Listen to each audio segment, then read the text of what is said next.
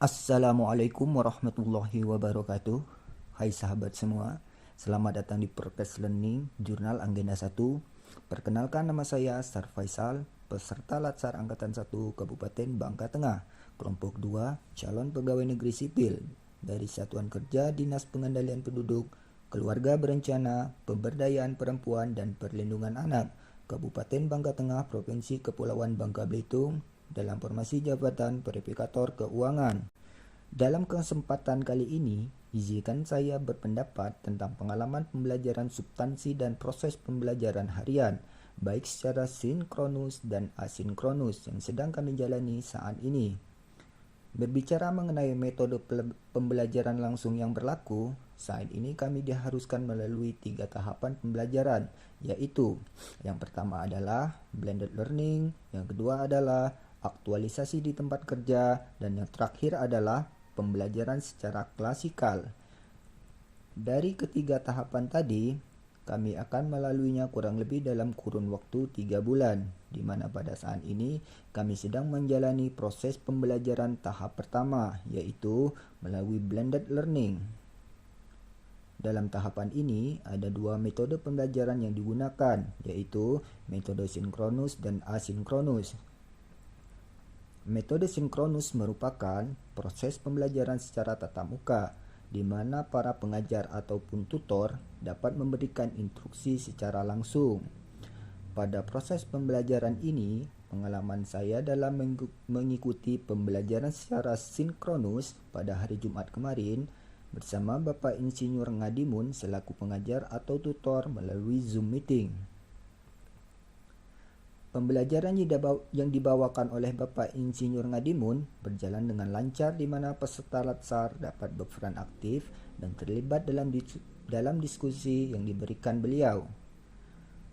Materi yang dibawakan adalah tentang wawasan kebangsaan, nilai-nilai bela negara, analisis isu kontemporer, dan kesiapsiagaan bela negara.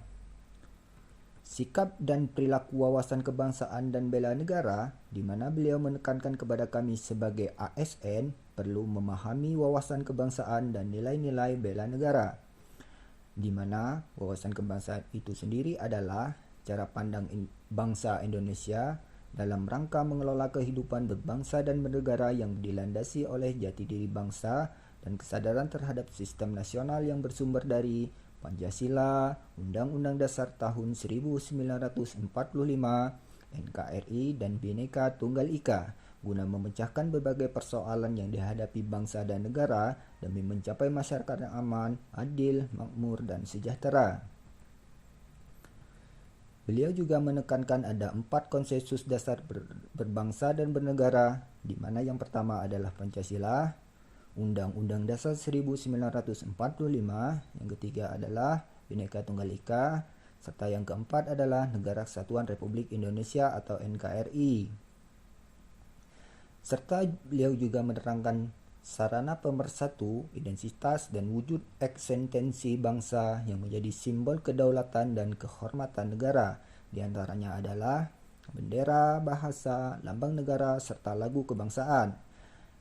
Tidak lupa juga beliau menekankan kepada kami sebagai ASN membutuhkan kepekaan hati dalam memahami isu-isu kontemporer yang ada di lingkungan tempat kerja, guna menghindari hal-hal yang tidak diinginkan di masa depan.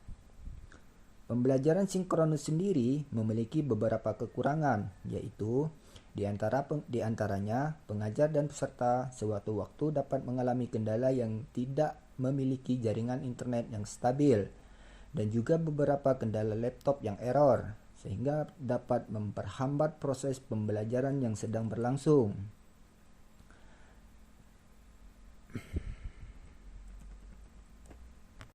Selain metode sinkronus, kami juga melakukan pembelajaran melalui metode asinkronus, yaitu pembelajaran yang dilakukan secara fleksibel atau bisa disebut dengan belajar secara mandiri. Pengalaman belajar secara asinkronus adalah pada saat MOOC, di mana kami dapat mengakses materi sendiri dan dapat mempelajari materi secara mandiri serta dapat mengulang pembelajaran yang belum dipahami. Metode asinkronis ini sendiri memiliki kekurangan, yaitu tidak adanya interaksi antara pengajar dan peserta. Namun pada akhirnya, kedua metode di atas digunakan untuk saling melengkapi antara satu sama lain, sehingga diharapkan dan dapat diperoleh hasil yang maksimal dalam kegiatan pembelajaran ini. Demikian pendapat saya tentang pengalaman pembelajaran substansi dan proses pembelajaran harian, baik secara sinkronus maupun asinkronus. Terima kasih. Assalamualaikum warahmatullahi wabarakatuh.